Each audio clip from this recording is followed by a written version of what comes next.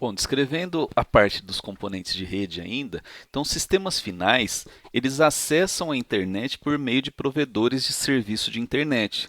Aparece muitas vezes o tal da sigla ISP, então seria, né, o Internet Service Provider. Que vai acontecer aí? Esses caras são os provedores de internet, aquilo que vai prover para a gente a conexão com a internet. Então, as empresas de TV a cabo, telefonia, as universidades, sempre aquele que vai conectar a gente à internet. Então, os ISPs fornecem acesso à rede e aos provedores de conteúdo que a gente vai ter. Os sistemas finais, os computadores de pacote e outras peças da internet executam protocolos que controlam o envio e o recebimento de informações. TCP, né, e o IP são dois dos mais importantes da internet, dos protocolos que a gente tem aí. Existem muitos protocolos, e aí para padronizar, a gente vai ver que vão aparecer essas siglas IETF e RFC. Isso daí são as padronizações que a gente vai ter. Então, durante o curso, eu vou mostrar para vocês o que é um IETF, né, uma RFC, o que é isso daí, como é que foi definido esses padrões, esses protocolos aí. A internet é composta por diversos componentes, como a gente viu. Então, também é possível definir a internet como uma infraestrutura que fornece serviço a aplicações. Então, tais aplicações, quando a gente fala, vai incluir e-mail, navegar na internet, redes sociais, mensagens instantâneas, VoIP, compartilhar arquivo, nuvem, diversas aplicações que a gente vai ter aí. Então, as aplicações da internet são executadas no sistema final. Muita gente acha, isso daqui está lá no servidor. Muitas vezes não estão, elas estão sendo executadas ali localmente no sistema final, naquele computador que está no host, né, do nosso cliente. Então, como uma aplicação é executada em um sistema final e ele vai mostrar para a internet onde é que eu quero chegar e como é que eu vou chegar naquele sistema final. Eu vou conversar com um site. Eu acessei lá o site da UFO e aí como é que ele sabe que eu quero chegar no site da UFO e como é que o servidor da UFO sabe que ele tem que me mandar, o que ele tem que fazer, o que ele tem que acontecer ali. Basicamente é utilizado um protocolo, né? Então, o que é um protocolo? Protocolo é isso daqui. Isso é um protocolo humano. Então você chega, né, uma pessoa chega e pergunta: Oi, né? Oi. Ele responde: Que horas são, por favor? 2 horas. Então, durante um tempo percorrido aqui, ocorre essa comunicação, né? Ninguém vai chegar para a pessoa que não viu, nunca viu na frente, chega lá e já fala: que horas são? Né? A pessoa do outro lado provavelmente não vai responder. Então a gente tem um protocolo, né? O protocolo de comunicação normalmente é aquela coisa de você pegar e se apresentar, né? Falar: Oi, tudo bom? Né? A pessoa vai responder. Então sempre ocorre isso. Eu falo alguma coisa, a pessoa fala outra coisa. É isso que é um protocolo de comunicação que a gente vai ter ali. Mas como é que é esse protocolo quando a gente fala de computador? É a mesma ideia? É a mesma ideia. Eu tenho aqui meu host e meu servidor aqui, meu cliente e meu servidor. Então ele vai solicitar uma conexão, o servidor responde a conexão, aí ele pede o que ele quer, no caso que ele está pedindo um site, né, um arquivo para o servidor, e o servidor devolve esse arquivo. Então é bem próximo essa ideia de comunicação, esse protocolo para se comunicar. Então, o protocolo vai definir o formato e a ordem das mensagens trocadas entre duas ou mais entidades que vão se comunicar, bem como as ações que vão ser realizadas na transmissão ou no recebimento dessa mensagem ou de um outro evento. Então, a internet e as redes de computadores fazem uso intenso de protocolos para fazer o quê? Controlar a taxa, como os pacotes vão ser transmitidos entre a origem e o destino, o caminho que um pacote sai da origem para ele chegar no destino e diversas outras coisas. O protocolo é usado muito. Então, isso tudo a gente vai especificar durante o curso, mas vamos começar a falar sobre a periferia da internet. Como é que é isso? O que seria isso? Então, a periferia da internet é aquela situação onde eu mostrei lá no começo. É onde eu tenho aqueles hosts finais lá, né? Então, eu vou ter a interação entre os hosts finais, meus clientes, servidores, né? E também a periferia muitas vezes acaba aparecendo como borda da rede, borda da internet, ponta da internet ou edge, né? Então aparecem esses termos na literatura. Então seria a mesma coisa. Só que só essa parte aí, a periferia da internet, não. a gente também tem essa parte física, que seria a rede de acesso. Então eu preciso não só do meu host, mas também de como acessar isso daí. Tudo isso daí faz parte da periferia da internet. Então a rede física que conecta um sistema final ao primeiro roteador, notem que é o primeiro, né? Então não é qualquer roteador, é o primeiro roteador de um caminho, partindo de um sistema final até um outro qualquer. Então eu vou ter cabos, links de comunicação sem fio, diversas coisas ali, conectando esse pessoal aqui, né, nessa rede, nossa periferia da internet aí. Então, as redes de acesso, a gente vai ter rede de acesso residencial, a gente tem rede de acesso institucional, por exemplo, de empresas, de escola, e também a gente tem uma rede de acesso móvel, que seria Wi-Fi, 4G, 5G, em alguns lugares 3G, Edge, toda essa parte aí de tecnologia móvel que a gente tem de conexão para fazer esse acesso às redes de comunicação. Rede de acesso, então, a gente tem um nome chamado DSL. Muita gente fala, nossa, que coisa diferente, eu nunca vi isso já. Você já viu, só que não sabia que era esse o nome. São dois tipos de acesso, né? Residencial de banda larga. Então, a gente tem isso daí, que a gente pode ter uma linha que eu faço uma assinatura, então uma linha digital de assinante, né, que é a chamada DSL, ou conexão por cabo. Esse DSL era aquele modem, por exemplo, quem faz conexão via telefone, por exemplo, com a Oi, a Vivo, algum provedor desse tipo de coisa, ele vai fazer o que? Ele te dá um modemzinho para você conectar no cabo do telefone e ele vai fazer esse acesso aí. Então isso é chamado DSL. Na verdade, o que a gente via, né, para quem teve acesso a essa tecnologia, era chamado de ADSL. Então ele era o A ali é de assíncrono, então ele conseguia fazer isso daí. Então, modem DSL de cada cliente utiliza a linha telefônica para trocar os dados com um multiplexador digital de acesso, que é esse DSLAN, localizado na operadora. Mas, Thiago, como é que é esse negócio aí? Isso daí é basicamente assim. Então a gente tem aqui nosso telefone, aqui a gente está falando dentro da residência. Tá? Essa parte de cá a gente está falando dentro da residência, então eu tenho o telefone normal lá, a gente tem o modem DSL e o computador. Notem que a gente tem um tal de splitter. O que é esse splitter? Para quem teve essa ideia de usar essa coisa de usar um equipamento DSL que tinha que fazer essa assinatura, você tinha um filtro que eles chamavam, coloca esse filtro aqui no telefone, porque senão ele não consegue falar, né? Então você tinha um aparelhinho que você conectava o telefone nele, né? Parecia um rabichinho assim, para você conectar. E o seu computador você tinha que ligar nesse modem. Então, ele era esse o jeito. Mas por que você usava isso? Porque a linha telefônica existente, então o telefone ele vai trabalhar numa frequência de 0 a 4 kHz. Os dados de upstream, né, então para eu fazer o upload, seria de 4 a 50 kHz, e o de download, o downstream, a gente vai ter com 50 kHz a 1 MHz. Então, isso daqui ia passar lá na linha telefônica, todo mundo junto. Então, por que ele fazia esse filtro aqui para o telefone? Porque senão ele pegava os dados de outras frequências, então ele interferia. E o detalhe, né, quando você pegava lá, isso acontecia muito, você queria pegar e derrubar a pessoa que estava usando o DSL na sua casa, lá, o cara, eu estou usando aqui e tal, você ia lá, tirava o filtro, punha o telefone ligado direto na linha, e a hora que você tirava o telefone do gancho aqui, né, ligava ele, o que ele fazia? Ele automaticamente derrubava o modem, porque ele começava a bagunçar essas frequências aqui, e o modem caía, né? Caía não de cair no chão, mas ele parava de transmitir porque ele se perdia, as frequências aqui eram bagunçadas, então a hora que chegava aqui ele não conseguia entender. Então por isso que a gente tinha esse splitter, esse filtro aqui, para fazer com que o telefone residencial trabalhasse só nessa comunicação dessa faixa. Mas beleza, eu fiz essa comunicação, manda pelo fio do telefone, aí chega lá na central telefônica, ela tem esse DSLAN. Ele que vai fazer a separação para a gente saber, isso daqui é dados, então ele vai para a internet. Não, isso daqui é telefone, então ele vai para a rede de telefonia. É isso que ele ia fazer para a gente ali. Outro ponto que a gente tem é acesso via cabo. Então, a internet via cabo, a gente tem modems especiais. Então, a gente tem modems a cabo, né? Então, aparelho externo que conecta isso daí à porta de internet.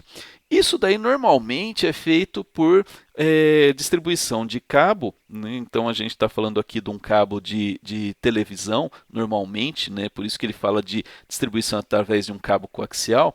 E a gente tem esse ponto. Então, no terminal de distribuição, o sistema de término do modem do cabo tem a função semelhante àquele que a gente estava fazendo lá do DSLAN da rede DSL, né? Era isso que a gente tem ali para fazer essa separação ali. Então a gente tem basicamente, quando a gente fala desses cabos, é isso daqui. Então a gente tem lá, né, o cabo modem cable aqui, tem o split para poder separar para a televisão e o que é, né, do nosso computador. Isso daqui falando naquele esquema de, por exemplo, NET, esses caras assim que você tem televisão e TV a cabo. E aí você pode ver que tem um cabo passando, todo mundo tem essa mesma estrutura desse splitter, né? Então eu vou ter a transmissão em frequências, né, diferentes da TV, a transmissão de TV, a transmissão de dados. É a mesma ideia que a gente estava falando daquele esquema do telefonia ali, né, do nosso modem DSL. Então ele vai ser a mesma ideia, então eles vão compartilhar um mesmo cabo, né, que chega lá na central e aí ela tem esse terminal aqui, né, que seria um sistema de terminação do modem de cabo, para ele poder mandar, ó, isso daqui é mandado para nossa internet, ou então ele vai pegar e mandar para poder fazer a transmissão, né, o envio do sinal da TV. Então é isso que ele vai acabar fazendo para a gente ali, essa diferenciação que a gente tem. Tá, beleza, mas e se for fibra ótica? Fibra ótica é quase a mesma ideia ali, né? Você vai ter um modem também dentro da sua casa, porém ele não vai estar conectado ou compartilhando outro meio. Então a gente vai estar lá com o aparelhinho só chegando o sinal do cabo de fibra ótica, né? Então a gente não está falando desse cabo aqui, desse modem, mas sim algo que vai converter para você o sinal da fibra ótica para que você consiga fazer essa conversão e a conexão na rede. Tá? É só isso que ele vai mudar lá. Internamente, o que a gente tem? Então a gente tem aqui uma central aqui, né, para a gente poder conectar na internet. Então pode ser um cabo, DSL, o que for aqui. Normalmente a gente tem um roteador, né, que vai fazer a função de firewall, NAT, todos esses nomes a gente vai ver durante o curso, né, então não se preocupa agora nesse ponto. A gente tem também redes conectadas por cabo, né, então a gente tem aqui a rede Ethernet, então a gente está falando de 100 megabits ou então 1 gigabit. A gente tem nosso Wi-Fi, né, então aquele access point chamado ali para a gente, nesse sentido que a gente está falando de 54, 540 megabits, depende do sistema que a gente vai usar. Tem nossos dispositivos aqui, ó, então tem algumas coisas ligadas por cabo e outros via wireless, né, então sem fio. Mas toda essa parte aqui, né, pode estar combinada num sistema só. Então, por isso que muitas vezes você olha e fala, nossa, mas eu não tenho três coisas aqui. Eu tenho só um negocinho parecido com esse, que ele já faz essas três funções, realmente. Então, ela pode fazer essas três funções ali, né, já distribuir tudo isso para a gente internamente na nossa casa. Quando a gente fala, então, da rede de acesso sem fio, ele vai compartilhar, né, essa internet. Então, pensando que a gente está aqui nos sistemas finais, né, dentro da nossa casa aqui eu tenho a conexão com a internet e aí eu tenho esses caras aqui dentro. Então, o que ele vai ser? O tal do access point é chamado também de estação base. É ele que vai receber, né, e transmitir os sinais para conectar na internet ali. Então, isso também pode aparecer com esse nome, ó, WLAN. Então seria o que? Uma rede local, né, de wireless, sem fio. Tipicamente, dentro ou fora do prédio, ele vai estar, né? Então você pode ver, para quem já foi na UFO, lá no Santa Mônica, né, ou em alguns outros lugares, aqui em Monte Carmelo a gente não tem esse princípio, mas você pode observar do lado de fora dos prédios, você tem algumas antenas, né, para fazer esse sistema de wireless. Então, durante você está caminhando lá no campo, você tem internet o tempo todo, por causa dessas antenas que estão do lado de fora do prédio. Normalmente, a gente está falando em torno de 30 metros. Né? Isso daqui, esse Wi-Fi aqui, pode ser um pouquinho mais, menos, se tiver barreira, parede, né, coisas assim, ela vai reduzindo. Tipicamente a gente vai ter, aparece essa sigla aqui, 802.11 Aí tem A, B, C, tem quase que o alfabeto inteiro ali, mas os que são melhorzinhos para a gente trabalhar seria o B, G e N. Então, essas frequências aqui, eles vão estar trabalhando para a gente nessa taxa de transmissão de 11 megabits, 54 e 450 megabits. Então, não adianta o seu roteador, entre aspas, ali, o seu access point, sua estação base, tá em 802.11n, trabalhando a 450 megabits, se o seu sistema aqui, seu smartphone ou sua geladeira conectada à internet, seu laptop, ele não consiga trabalhar nisso. Tá? Porque isso daí é placa. Então, se meu sistema não tiver uma placa condizente com essa tecnologia, que é mais nova, pode ser que eu não tenha esse tipo de taxa de transmissão. Então, ele pode variar nesse sentido aí. Outra coisa que a gente tem também de estação base seria essa parte de celular. Então a gente tem o que? Wide Area Cellular Access Network. Então eu tenho a rede provida pelas operadoras de celular e olha a diferença, a gente está agora falando de aproximadamente 10 quilômetros. Então a gente estava dentro de casa com 30 metros aproximadamente, aqui a gente está falando de 10 quilômetros. Então são aquelas redes, né? Acaba sendo uma estação base também para você conectar e aí você tem rede celular, então 4G, 5G e todo esse pessoal aí para poder ser utilizado ou fazer o acesso até a internet. Dentro das redes empresariais, o que a gente vai ter? A gente tem isso daqui.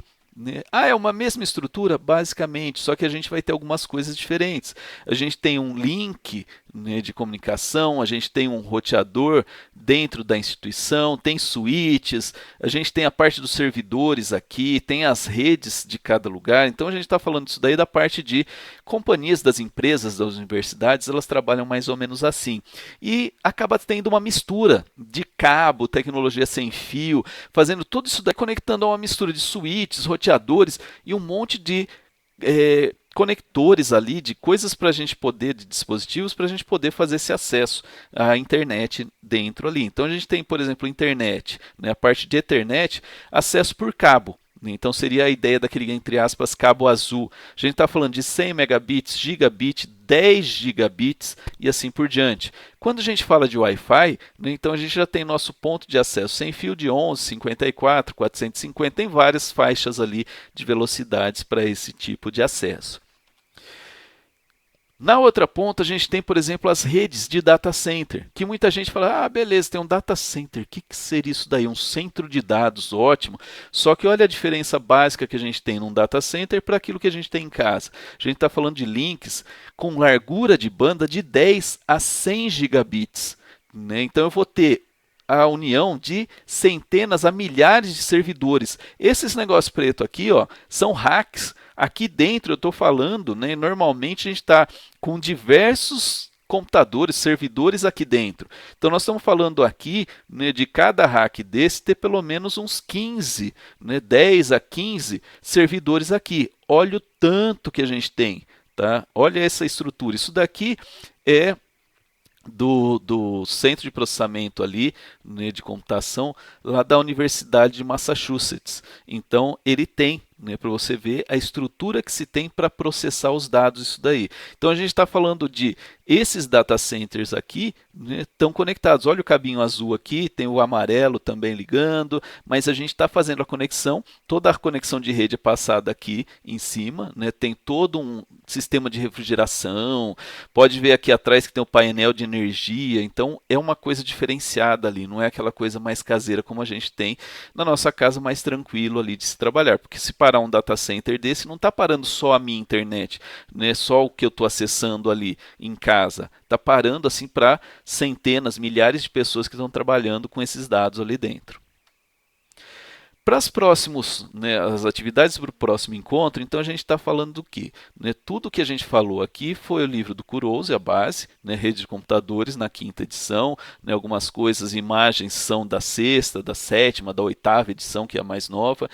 Então dá uma lida lá no capítulo 1, que foi isso que a gente falou, dessa parte de o que é a internet e o que é a conexão com a internet. Então é essa a proposta que a gente tem ali, foi falado das seções 1.1 e 1.2 do capítulo 1.